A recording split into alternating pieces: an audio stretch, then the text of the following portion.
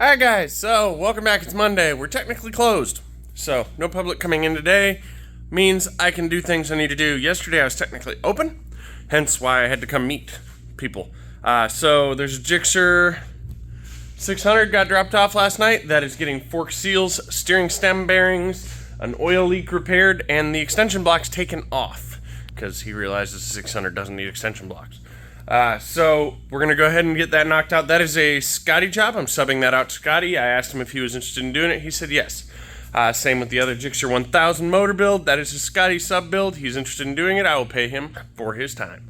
Let's see. Chad Nichols was supposed to work on these little four-wheelers. He has not been here. He went to Vegas. So in order to make sure they got done, that little one was just a corroded starter button on the inside. They're notorious for it. Little China four-wheelers should not be stored outside, just an FYI. They're not waterproof in any way or corrosion-proofed. So I went through and cleaned all the contacts in there, tore it apart, filed all the rust off, cleaned them again, and then hit it with dielectric grease. That'll buy him some time. Apparently he parks these outside. This one is just a flat battery. So I'm charging it. We'll see. What does that say? SUL, sulfated battery. God damn it. It's a brand new battery and it's sulfated. So that's not good. We'll go ahead and try and recoup that battery. We'll see. But yeah, that's just a dead battery. And then this little guy that James Chatrick Wright was working on for quite a while, he put the old carburetor back on it because he couldn't get a new one to run. And now it leaks gas everywhere. So I went ahead and ordered another brand new carburetor. I'm going to put this on there and that should solve all the issues with this one. If there's any other issues to address, I'll knock them out. Let's see. What else is on the board? So, goals. Tuesday, I want to have Eric's shit ready 100% for the dyno. Wednesday, I'm going to button up a few odd things on Rob's that were annoying me that could have been done before the dyno. And then once it's dynoed, I can finish putting it together. I'm going to reach out to Timo from Mempho. He was the last bike on the dyno. I know exactly what it made, horsepower and torque. I actually have a graph for it. And we're going to see if he'll let me borrow it for a couple days. We're going to put it on the dyno and make it read the exact same as his did that day. Because his read dead accurate. It was right on what a stock Gen 2 should run. So, that's perfect. I'll buy some fuel for him. I'll even change his oil for him. And we'll go ahead and get it on there. And we can start calibrating. The O2 sensor stuff should be here today. That's why I'm hanging out the shop rather than where I need to be. I'm waiting for Dennis to wake up. I got to run to Fastenal and go grab a motor for him as soon as he wakes up and can call them. But that's where we're at, guys. I'll update you at the end of the day if we get anything knocked out.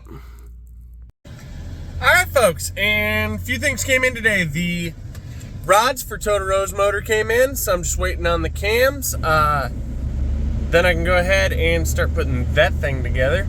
I just picked up this motor from Fastenal for Motorhead. I'm on my way to go drop that off at his place. We scratch each other's back a little here and there. I help him, he helps me, the world goes round. I'm waiting for a phone call from Timo out of Mempho, and hopefully he can bring a bike for me to calibrate the dyno. Otherwise, I gotta see if Avery can get me my trailer back so I can go get a bike to bring to calibrate the dyno. Then we can start kinda getting ready to roll. The rest of the parts did not show up for the dyno yet. What else showed up? Yoshimura cams for the Texas bike showed up today, but not the offset pin. So I went ahead, flipped bearings, flipped sprockets, got the head put together the rest of the way, and cleaned up and prettified, and we are going to bench shim those. Once those are bench shimmed, I'll get the head on the motor, and then I just gotta wait for that pin so I can press it in, because they are Gen 2 cams. The pin is in the wrong spot. The Brock's offset cam pin was designed to put Gen 1 cams in a Gen 2, but if you flip it the other way around, you can put Gen 2 cams in a Gen 1. So that's what we're going to do with that. Shouldn't be a big deal at all. That motor just slid. It didn't do anything, it just made a thunk. Anyway, I'm gonna head out to Motorheads, get this dropped off, bullshit with him for a minute. It sounds like Chad Nichols is coming over this afternoon to finish up those little four-wheelers, which would be awesome. And then we'll go from there. Alright guys, and end of night update. So I got a hold of Timo. he's going to, next weekend, bring down the last 2 bikes that were on this dyno with the dyno charts for those 2 bikes. They were on the dyno 2 days before it was disabled, so it's about as close as I'm going to get to the last set we did. So we're going to calibrate it to the same as it was. The Texas motor is together. I need to put a cam pin in it. It has Gen 2 cams and a Gen 1, so I need the offset cam pin just backwards. That'll be in, I think it said Thursday from Brock's. Let's just spin y'all around. Pumpkin Spice is looking spicy. He's got a couple pieces he's got to bring, and when he was putting the fairings on, he accidentally pulled on a wire. I don't know if you can see that connector down there. See that white wire is pulled if I push in on it. It turns on. So, just got to fix where he yanked that wire out, or I yanked that wire out. One of us yanked that wire out, and it's ready to go, and he's got to tighten the axle up. Then we can go ahead, and once the dyno's calibrated, I've got a whole slew of bikes to do. That's one of them.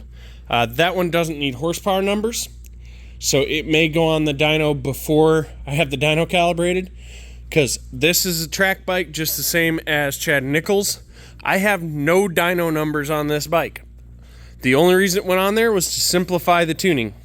I put it on there. I made 20% pull, 40% pull, 60% pull, 80% pull, and 100% pull. That's all I needed. I knew my trends from there. I built the fuel map, went to the track, it ran great. Doing the same thing on here. 20%, 40%, 60%, 80% done at 100. Don't need power numbers, don't care. It's about ET, not power. So, we'll get, that might be on the dyno tomorrow, not even gonna lie, just because all I need is a loaded roller, I don't care. Let's see, what all else do I got going on? Ooh, Dennis gave me a present. He gave me some new detailer to work with and some microfibers that exploded when I opened them. This Gixxer, Scotty was here tonight. He went through and started cleaning cases and getting everything organized. I believe it's in the bin. Yep, started cleaning all the parts, organizing and taking an inventory of this one so we know what we need. The crank should be here Wednesday. I should be able to decode and order bearings Wednesday, and then they might be here this weekend. He might be able to build this motor. Don't know about putting the whole bike together in that time frame, but getting the motor built would be awesome. This one, fork seals are on the way, steering stem bearings are on the way. Got to figure out what master link I need. I'm going to check that quick. I wanted to fix the clutch cover, but it is magnesium. I cannot weld magnesium, so I'm going to go ahead and probably pull it off and try and JB Weld fix the crack. Otherwise, he's just going to have to buy a clutch cover. It is a very budget bike. He doesn't want to spend a lot of money, so I'm going to try and keep it down to a minimum. The goals, let's see. Motor in, ready for the dyno by the end of the day Friday, because the pin's supposed to be here Thursday. This weekend, done. This one's done, ready to go home. Dyno needed. Need to pull that motor. That should be tomorrow.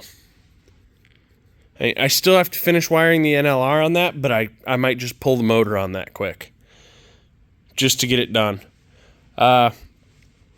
Waiting on Case to come back from Carlo Testa. He's drilling the 1/2-inch studs, and I can go ahead and start putting that thing together. I have literally everything to put that bike together. Let's see what else we got going on. This one was a sulfated battery. It did come back to life. Beyond that, it just had no gas in it. This one was the contact, as I said. Fixed that. Rides great. This one, slapped the carburetor on, fixed the broken fuel line that James Chadwick left on it. So that's why it leaked gas everywhere, is because it had a hole in a fuel line, a giant hole. So Nichols knocked that one out. That thing rides like new. This thing rides great. This thing rides great. So I'll air up the tires, wipe them down, and they can go home. He said he's going to be in town tomorrow. Chad Nichols is going to pull the motor on this, he said. And pretty sure it might just have a stuck valve. We'll see. I'm not entirely convinced on that, and I'm waiting for the S1000 to come pick it up. Like I said, Pumpkin Spice is just lacking. I got it over here. Throw a timing light on it. make sure I got my crank angle right, and then I can go ahead and iron everything out, and it should be good to go. But yeah, that's where we're at. I'm going to go ahead, head home, take a shower, do some laundry, catch some Z's. Dennis is taking a break. Y'all give him a little slack. The man's been overworking his damn self. I went and kidnapped him the other day, and he needs kidnapped again. But that's where we're at. That's what we're doing. Hoopty Ricks came by earlier. I need to make a trip to Coleman and go pick up his crank. It should be done. They haven't called me, so I'm going to call them and see if they forgot it. But they're supposed to be balancing that rotating assembly, so I can go ahead and put that motor together. I literally have everything to put Hoopty's motor together. It's over here somewhere, and the bike is down in storage. Totoro, his rods came in finally. Those are on a hell of a back order. Just waiting on cams, and I can put that motor together. I got his crank, I got his rods, just need cams. So, and I need to take those with me. I'm going to have them measure them. And if they're good, cool. If they're not, I'm going to have them line bore them. I like them to all be the same, and I like them to all be on the towards the looser half of spec. Not like loose, but looser half of spec.